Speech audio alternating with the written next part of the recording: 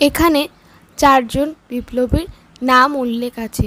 প্রশ্ন হলো, কেন্দ্রীয় আইনসভায় বোমা নিক্ষেপের ঘটনায় এদের মধ্যে যারা জড়িত ছিলেন।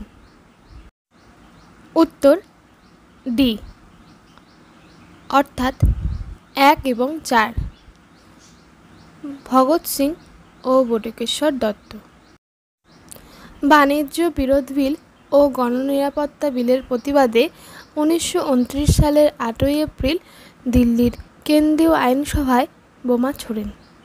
তারা ইনকলাব জিন্দাবাদ, সাম্রাজ্যবাদ নিপাত যাক এবং বিশ্বের শ্রমিকরা এক হও স্লোগান দেন।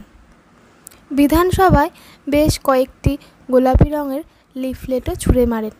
লিফলেটগুলি HSR এর একটি নোটিশ ছিল, যেখানে বলা হয়েছিল বধিরদের শোনার জন্য উচ্চস্বরের কণ্ঠস্বর প্রয়োজন।